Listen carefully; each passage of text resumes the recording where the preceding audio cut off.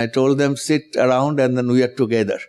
Then we took the photographs. In the day one, we just always told them, we are not other people, we are like you, but we come here to learn from you. Then just we can work together. This is all the terracotta plaques. Then we feel if we just try to inspire all the plaques exactly what it is looks, then after the project, if they have a market linkage with the urban society and community, maybe they cannot sell all those plaques for the society. Then their sustainable development for the economic growth also be maybe something else. But fortunately, they take the inspiration from this plaque and then make a new one. And then from the heritage side also we found a lot of objects which is not exactly plaque. It is a terracotta dolls and the terracotta pots and other things. We just face workshop 2, we can make that kind of product also, which is some kind of reflection here. We just select one slab and then tell them just on the workshop we can make it, and then we can try to make it as we can do. One thing we have to understand that they always hold their life. They cannot make a slab because their product is not required the slab. And then this is the first day. They just come and then have a clay and then make it a flag and then have a photograph of the paper, the plaque, and then they draw it, and then throwing process, they cut the clay and then make the plate. It is impossible for who are the professional we are. The first day in the art college, and then we make a painting. Impossible. But they did it. And I don't know how they did it. And then they have some kind of devotion. They have some kind of dialogues with the clay. And then always they are in the clay. And then when the girl, women have a child in the pregnancy period, and from that time, that child also have a smell of the clay. So they have some kind of connection with that. Otherwise, impossible what they achieve. This is one of the resource person. He shows what is the white powders and then how they make the mold. But because their product always individuals, they don't need the mold to making their product. This is the first time they are making the mold.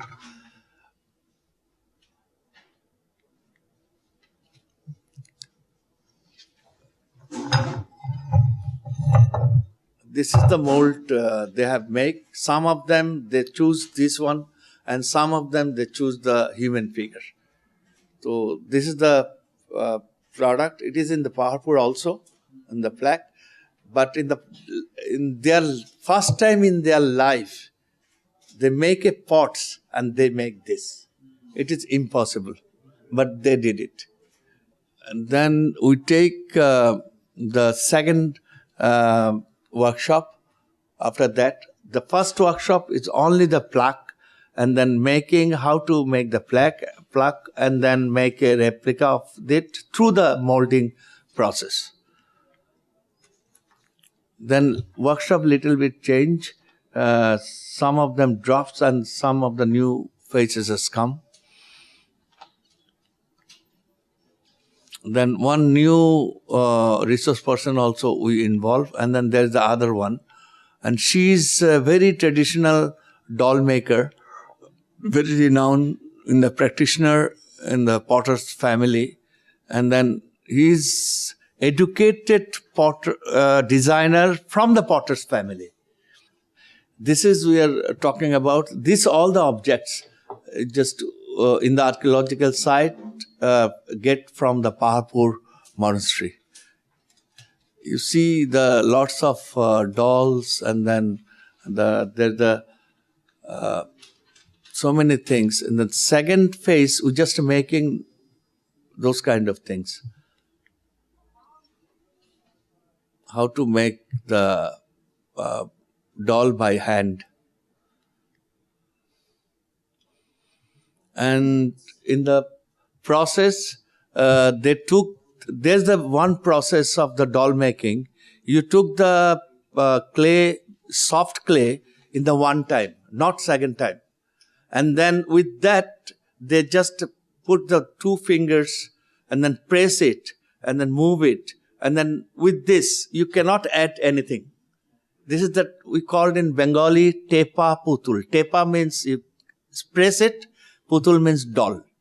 This is the process that they have tried and they made it. And then here, there's the interesting base. When you press it, the slowly forms is change. And then how you make the neck and then horses, legs and everything. It comes like this later on. And then at the same workshop, we try to explain, you have a children, yes, though the elder children is little bigger height, yes, bigger height. And then what is the younger one? She is in the left. The house size is this size. So there's the size. So they just understand what is the size variation. For the marketing, the size variation is very much important.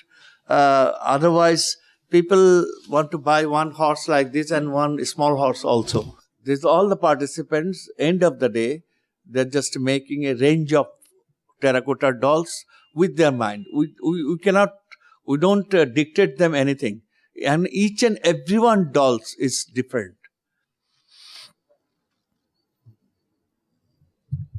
Here you see this is one person's doll and this one is other woman's dolls. Completely different. We don't show them the picture. We don't only the slide we shows which is Paharpur's objects we get. From that and then their imagination, they make this kind of things. And when we just come out after the workshop, we just give them some kind of product development. And this is they are doing for the exhibition. This is for product development for the exhibition. This is every day they are just making this for the lead. I mean, in here also and then everywhere. They make the platters for the urban metropolis and then with the lid. Little decorative. They just make this and then from the inspiration they make the doll. This doll is here. Just little changes. And then they did it themselves. You see? This is the clay vessel, but now it is a platter for salat or something. And then it have some hole. But it is originally they make a rice cake. But now it is a salad pots for the urban. Originally they make a planters. And then now it is a urban planters. Originally they make a pots for the cooking or keeping water. And then now it is a dowry mithai boxes for the presenting in the wedding. The one after another. They stuck the pots on the premises for the drying. Then I show them, if you kept one after another, how it looks. It looks interesting. So think about it. And they make this kind of things. This fish is elegantly one of the artisans is make. This fish is here. This one. And then nobody think the fish is flying. It is impossible. Fish are always under the water. Their imagination level is so high, and then I can't believe it. And then one of the things, we get it in the Paharpur old archival objects. This one also we have here. It's Originally, we get it from the Paharpur, and they just inspired. This is an oil lamp. It's very simple methodology. I mean, so many years before they made it, and then now our potters also made it. It is very much appreciated in the Dhaka fair. Sorry. See, the two had elephant in the candle lamp, and then beautiful elephants, and then 4 pot holder together, 3 pot holder together. It is yogurt vessel previously. See, if you put this plate one after another like this, stuck, and then it comes like this one, and then it is a candle stand.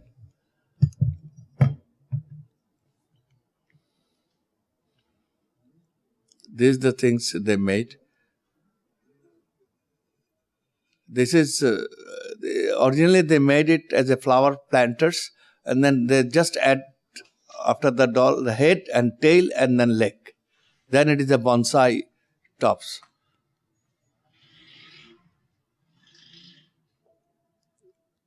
This is their journey of life, and then they made it themselves. We don't tell anything.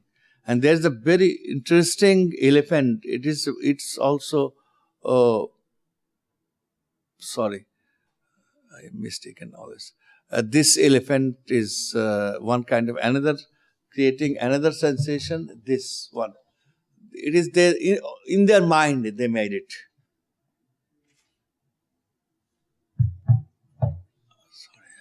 Yeah.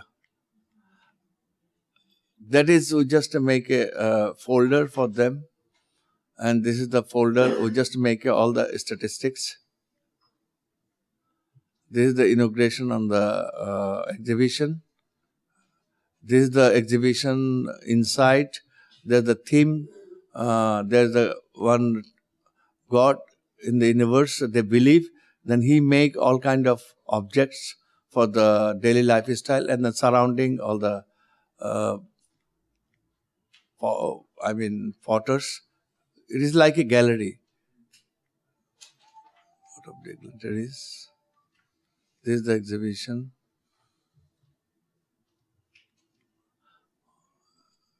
This is the exhibition.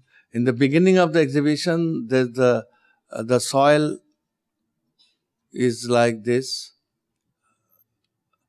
And then this is the rice seeds we just surrounding here. And the end of the day, it is grass has come out. It is the prosperity of the situations.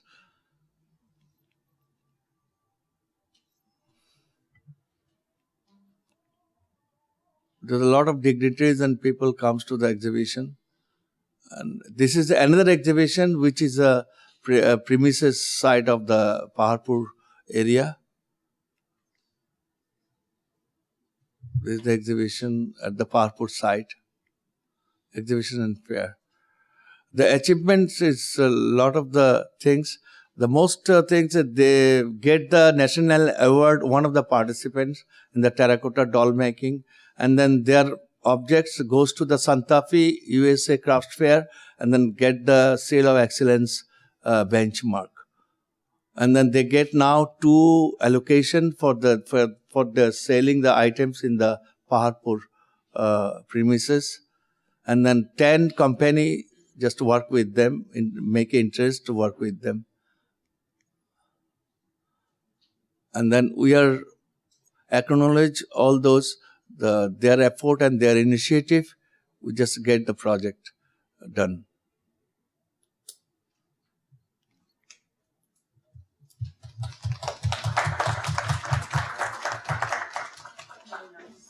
They're the only things they are waiting for something. The light we just make all of us, and then the light should be going on.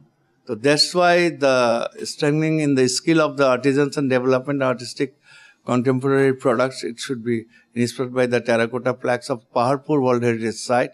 It should be in the second phase, if everyone together, and then we proceed on with that. Thank you very much be patient from the hearing this. After those 4 presentations, do we have time for questions and answers? 10 minutes, briefly. Thank you very much for organizing this very important workshop. My question is from Dr. Jihad about preservation and management of historical sites. In Balochistan, we have one of the oldest archaeological sites that is known as Mehergarh. This is almost 7,000 years BCE old civilization. And this site was discovered by a French team headed by Dr. Jean-François Jarich and his wife, Catherine Jarich. We have been facing a problem over there regarding the community engagement. There is a feudal society. This always in tribal conflict with each other. So for this reason, there has been a huge damage to the site.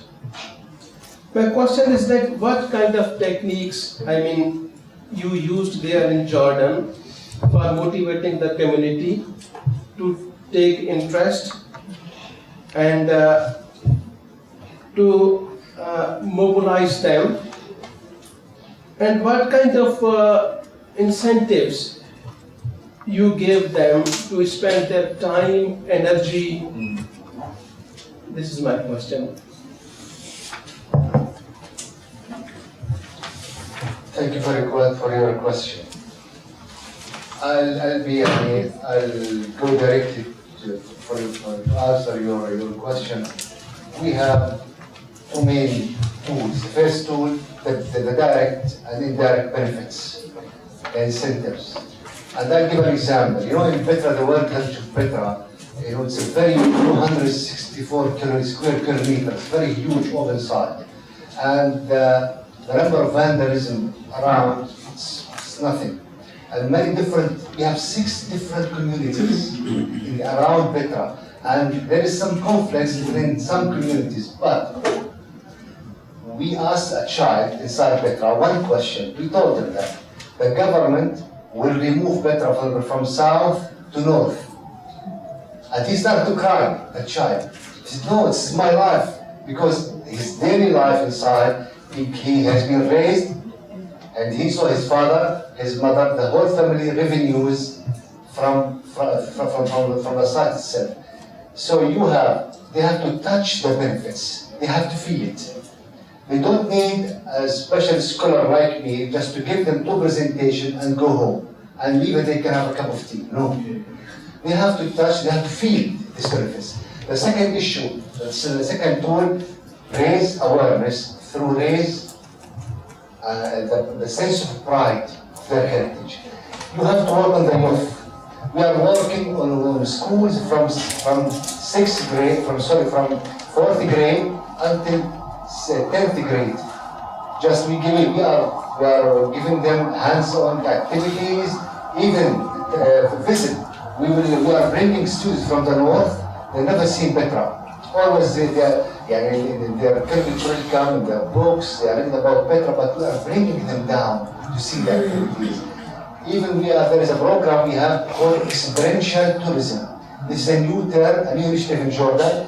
We are initiating experiential tourism, that we are bringing those students to the winged lions in Petra, and we are giving them the experience how to restore and conserve with a model beside the site. So we can raise such activities. It's not an easy issue, really, but you have to work hard from the bottom. There is a question always regarding the crafts we are facing. The promotion and marketing. Always we are spending money on the NGOs for 1 year, 2 years, and after that, they need more support and they need more support regarding marketing their products. So we have, I couldn't say we have failed just to find markets always. We have to support them or even after the project, and always we have to find the market, not them. So I have to ask our friends from Bangladesh, if there is special strategies to market such gold products, I think they succeed. I will add with you just marketing things. From the exhibition, we just earned 2,50,000 and then give them as a seed money for their cooperative. And we are not taking anything from that. And then it took off. And then now they are just happy to, because they don't have any kind of money for capital and nobody gives to them also. For the firing and then from the beginning, the clay purchasing and then all the linkage maintaining, they need some kind of capital. This capital automatically comes from the, exhibitions where document. And they get a lot of orders also. But I also saw you also selling through the museum shop. Yes, the national museums and then crafts and folk crafts museum, they're taking their products regularly and then they're selling those. No, I'd like to just make a short comment, and I consider the question made by the representative of Balochistan province is very relevant to all of us, and then it concerns not only Balochistan but to all the province of Pakistan. Starting even Sindh.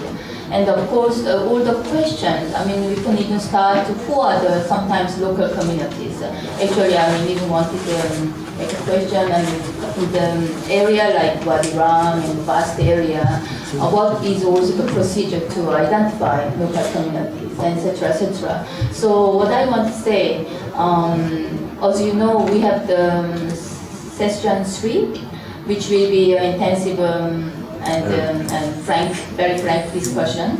And I think especially the group of national stakeholders, I think this is one of the question, identification of local communities, and what is incentives for them to involve. And then, sometimes they do not feel necessity to be involved if they do not have incentives, especially at the beginning phase. And I think for this, the project and experience from Naga Khan and KTC would bring a lot, I think, to not only here, but later on in all the provinces, and it's very valuable experience to share all of us. So I just wanted to say that later we have, it would be good that we develop a bit further in this question. And of course, for this, we have our research person from Iran, and who has been also working a lot on this theme. And I hope that you, together national stakeholders, you would have occasion to develop further this question. And of course, we also touch these issues ourselves. Thank you. The definition of conservation is different, despite that we have the fixed rules defined by UNESCO. That is involving community, awareness community. If you're not involving community, you're not giving them awareness, it's not possible to do conservation. So it's very much important. So I'm very much grateful to this forum, which is highlighting this important issue.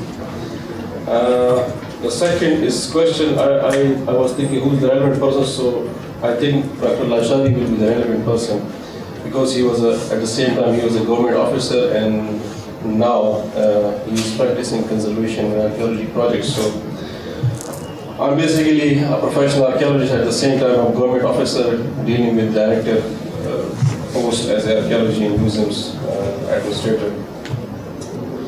We see two best examples in Pakistan implemented by architect Yasmin Lari and the Aga Khan Foundation. But I think they were successful because they were having direct fundings from different donors, and they were very much clear what they want to do, and they implemented that. On the other hand, me being a director and archaeologist, I cannot do this because I have to follow so much procedure like Petra rules and Kepler rules and all these things. So, what is the issue that we as a government department cannot do work like that? So I will be asking this question from Rashad, who has this vast experience in this field. Do you have any suggestion how to cope this situation and why we cannot do this? Because I tried several times to involve Aga Khan because they were not willing, because they said you are not a contractor, we are not going to apply for a project, we have different rules. And And she rightly said that when we are involved in contractor, they are always destroying the archaeological sites. So, what will be the solution for this? Not always, often.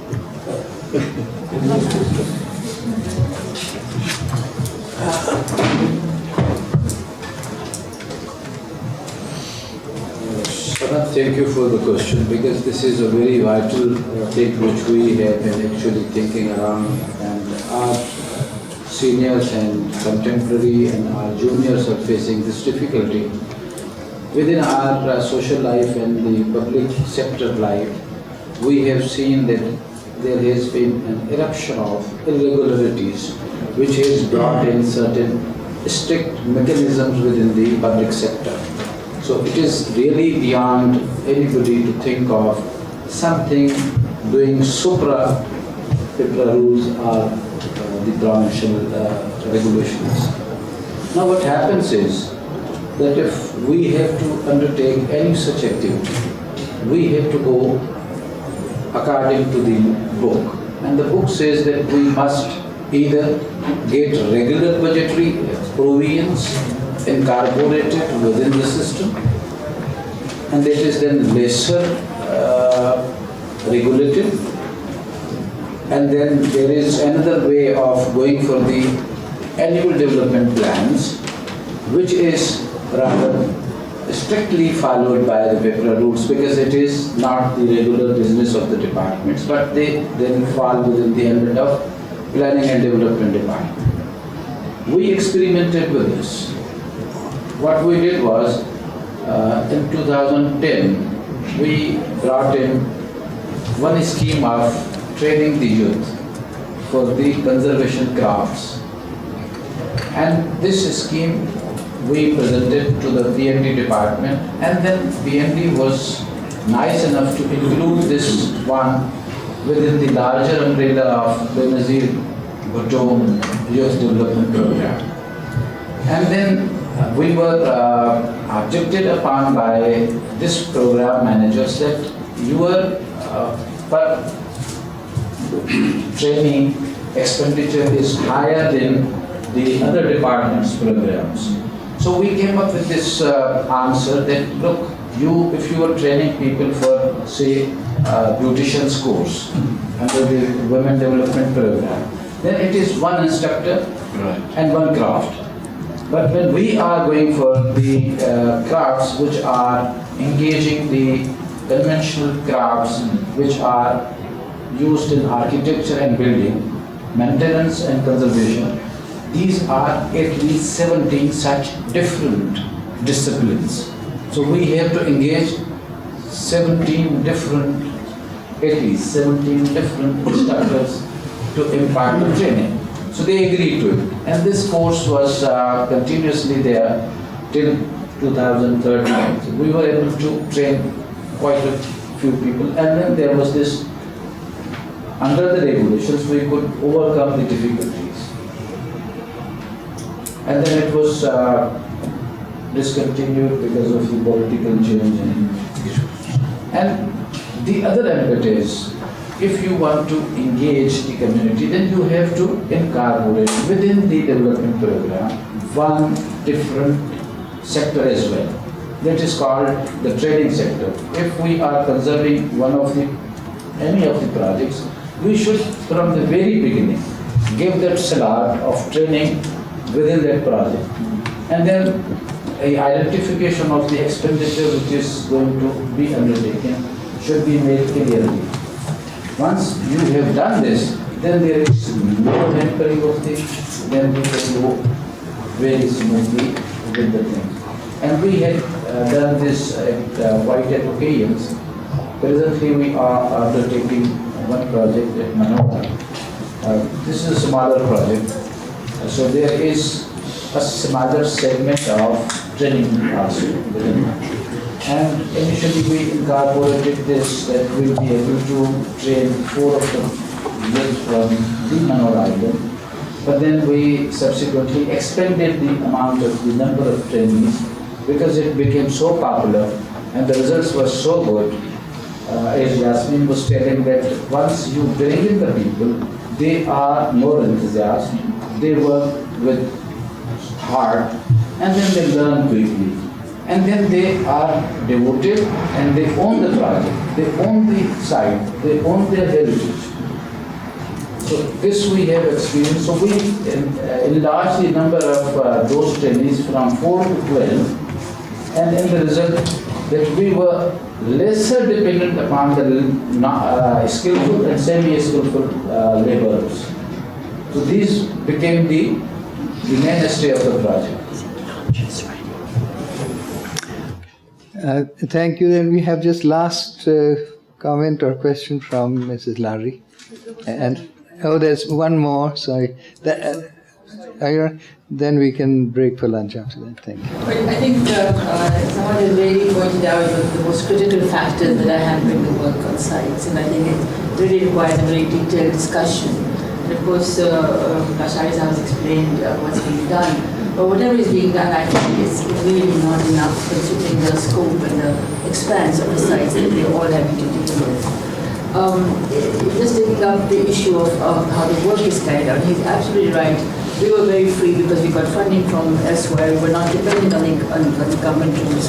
But one thing that we have made sure also is that all the rules are followed. I'm sure the same is true for the National Services Program. The only thing is that in government everything has to be perhaps even more transparent than anywhere else because of these reasons that can happen.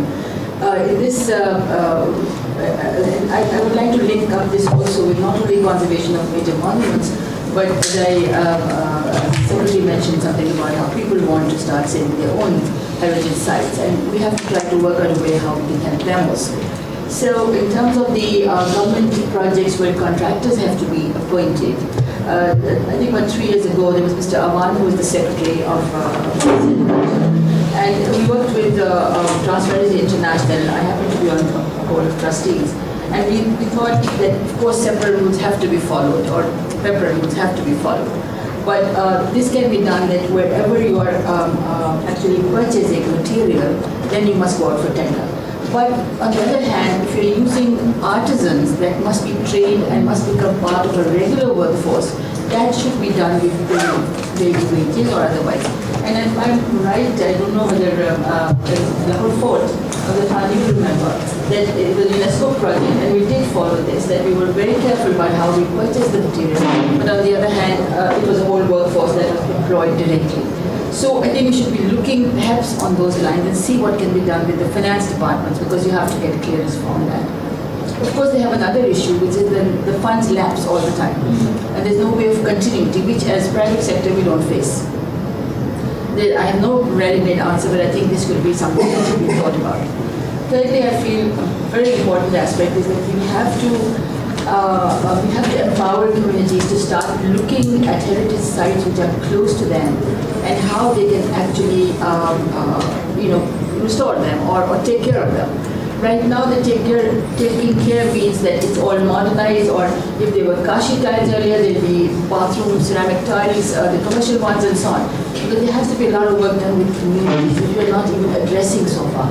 And I think for that, governments have to play a very, very strong role in that, to provide them with expertise or with training and so on and so on.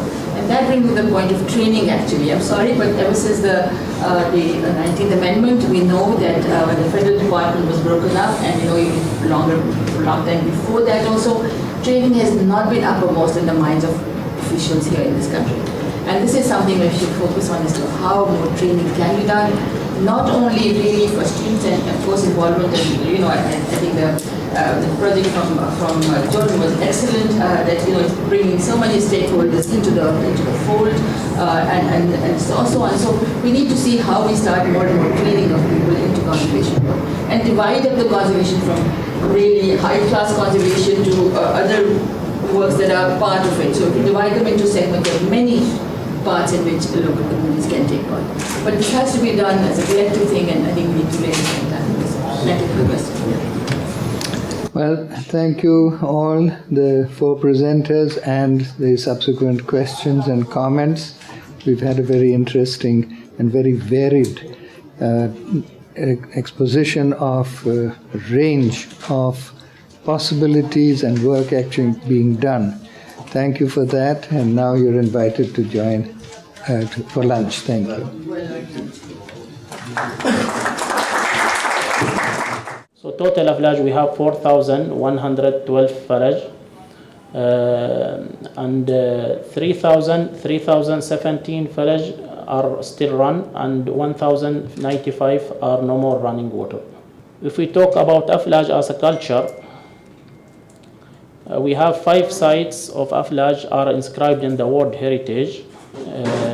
There are in total 5 sites consist one World Heritage site.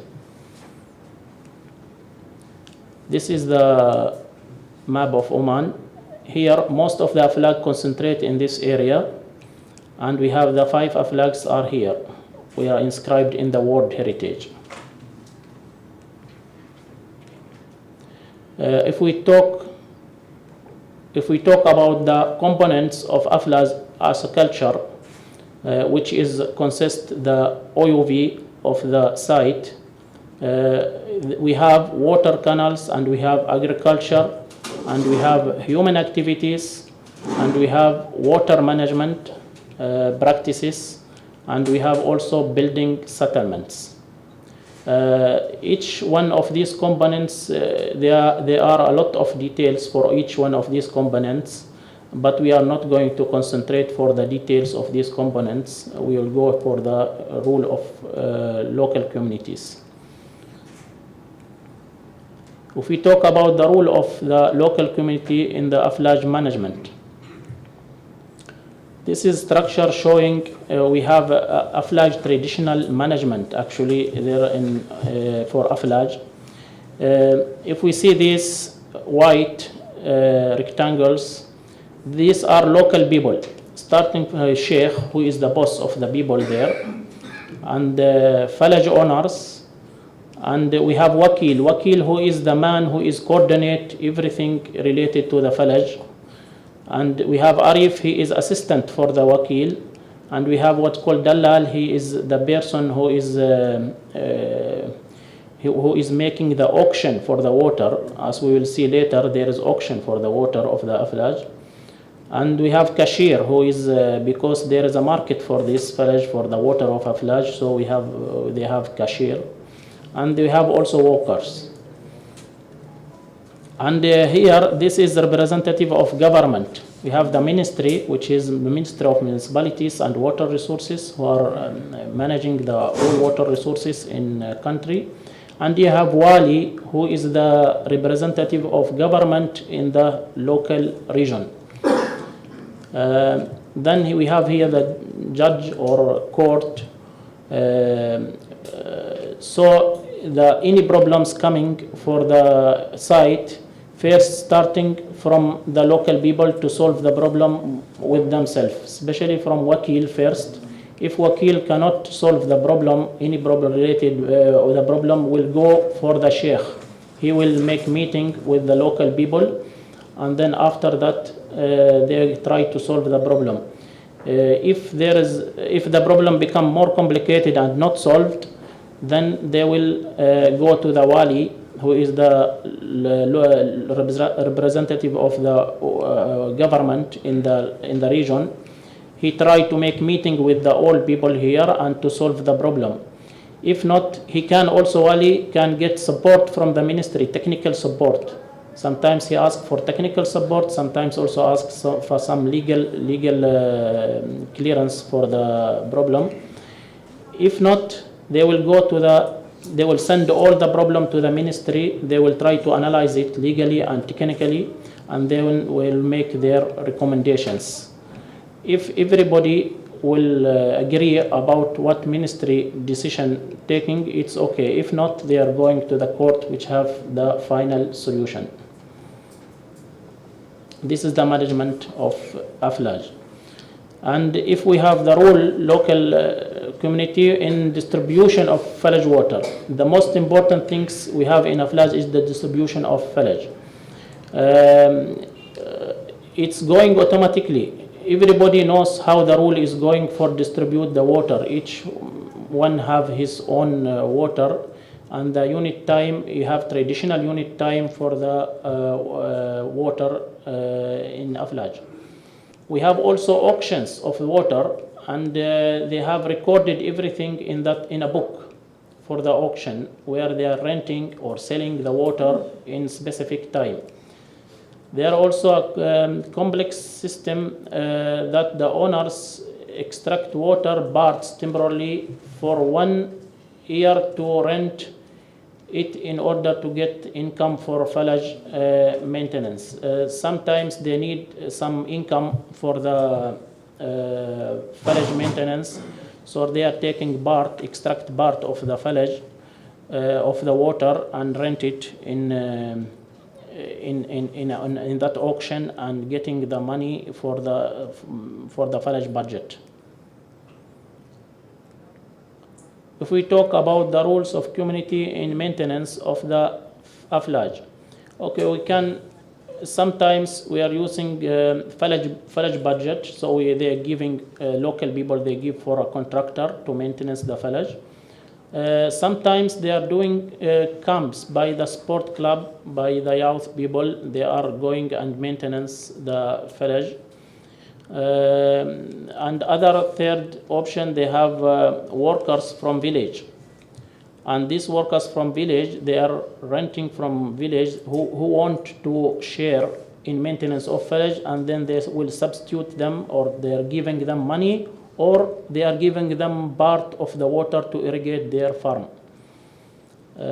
Also sometimes we have also other option, volunteers. This is free of charge. Sometimes some people, youth people, they are going just in groups and make maintenance for the falaj.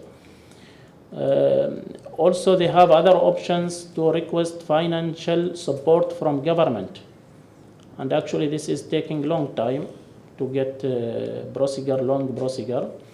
Also they have another option, which is requesting financial support from the rich companies. Big companies there, they have what's called community responsibility. So sometimes government to help the local people to send letters to these companies that to support those local people in maintenance their falaj. Not always they respond, but sometimes they respond. If we talk about in case of dispute or any problems happen between the owners of the aflaj or otherwise between two falajs, sometimes there is intrusion of two falajs for two villages. If there is any problems happen, so start the wakil, they have rule for this. Also sheikh, he have a rule for that. Wali, and also the ministry, the court rule. This is all going in sequence, starting from wakil, then sheikh, then wali, then ministry, from the bottom to the top, depend on how complexity is the problem. And as we see here, this is wali, and there are some representative of government here and local people here also trying to solve problem in the field.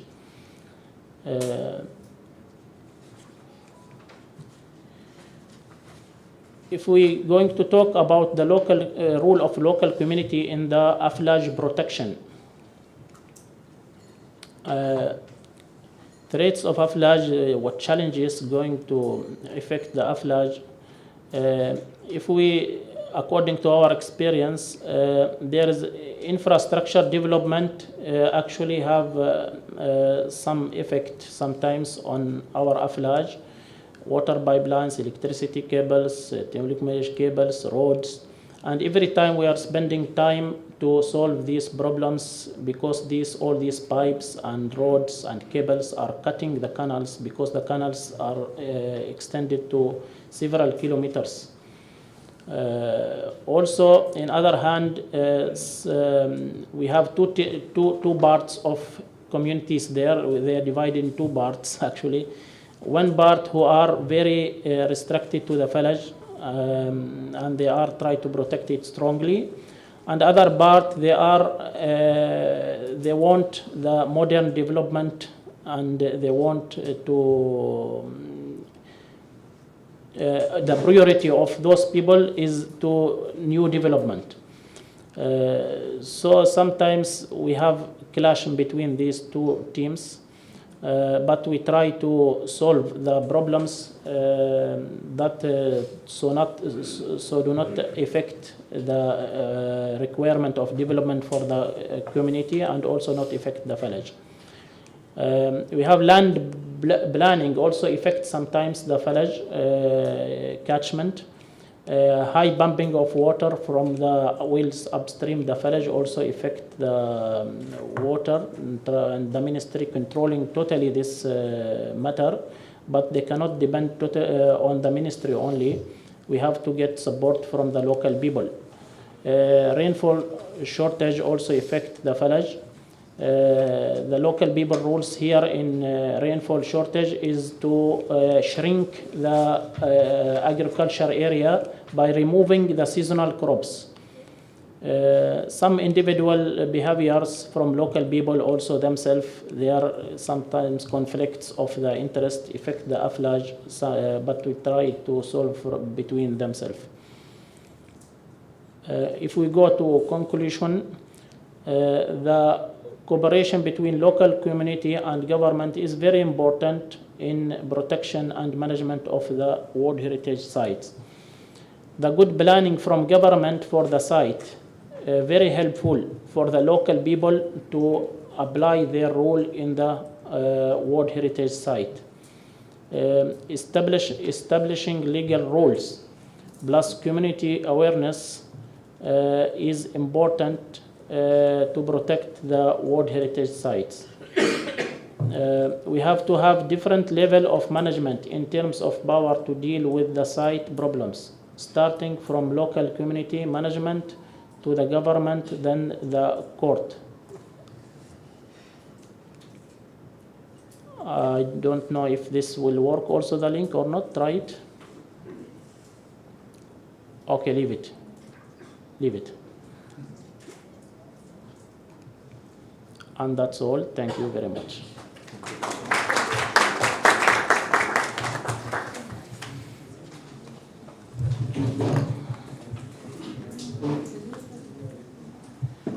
Thank you, Mr. Nasser, for your informative presentation. You added a lot for my information, at least regarding the AFLAG, and refresh my memory when I conducted the survey 2002 near Al Ain. Our second speaker today will be Engineer Asma Shahalta, which is from the Department of Antiquities of Jordan. She will talk to us, she will deliver a presentation entitled Governmental Initiatives to Engage Local Communities in the Management of the World Heritage Sites in Jordan. Engineer Asma, please, the floor is yours.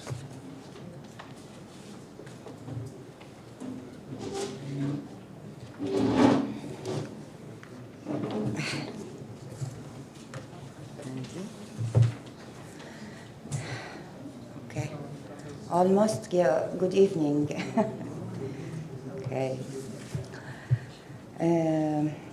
As you know, Jordan is an open museum. My colleague mentioned before that we have more than 100,000 archaeological sites that is registered and known for in our database.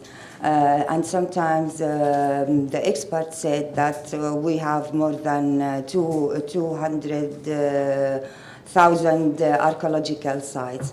One of the most important and valuable site is Petra. So Petra is located outside the town of Wadi Musa in southern of Jordan, between the Red and the Dead Sea, with a distance of 260 kilometers from Amman, toward the desert highway, as you see. Petra was inscribed in UNESCO World Heritage List in 1985. And it was nominated as one of the wonders of the world in 2007.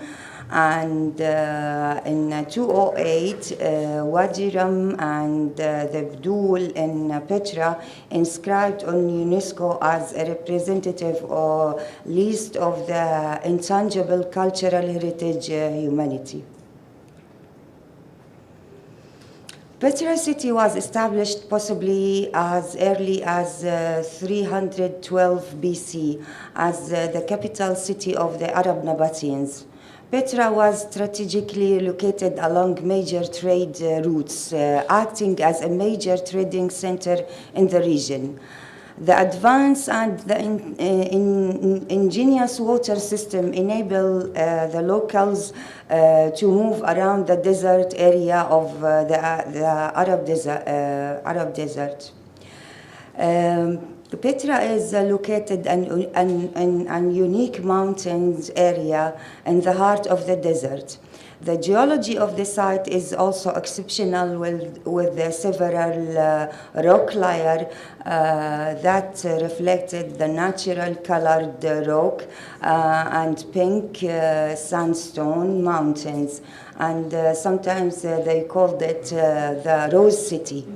The area is rich with wildlife, and about 40% of all species in Jordan, animals and plants, existing within Petra area.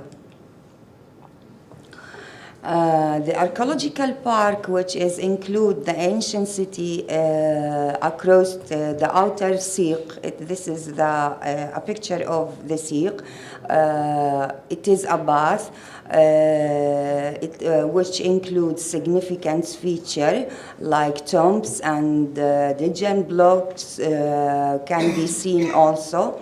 Then you can enter a Siq, which is a tunnel that length of 1,200 meters with water channel system, which is still existing, as well as niches and the two statues of Dushra and Al-Azza gods. The Siq then widen upon the most magnificent of all Petra's monuments is Al-Khazne, which is in meaning treasury in Arabic, and it is carved out of solid rock with a height of 40 meters. The Siq continues through the ancient city where different features can be observed also. These include the streets, the facade, amphitheater, which the theater can accommodate more than 6,000 viewers.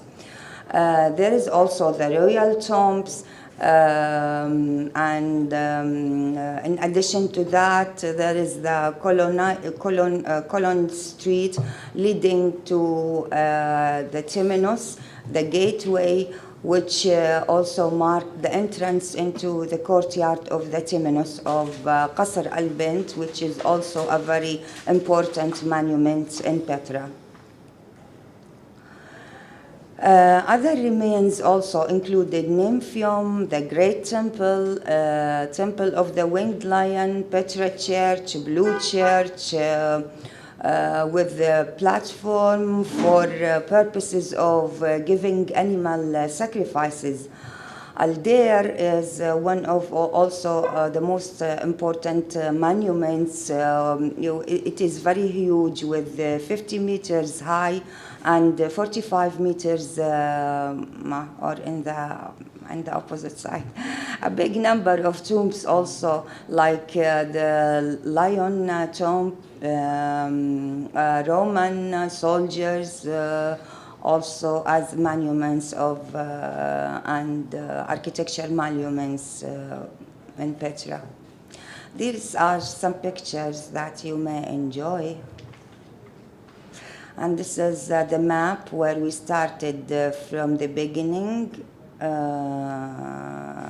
This is the visitor center, and this is the Siq, the tunnel that leads to the treasury here, and so on until the Winged Lion Temple and the Qasr al-Bint Temple.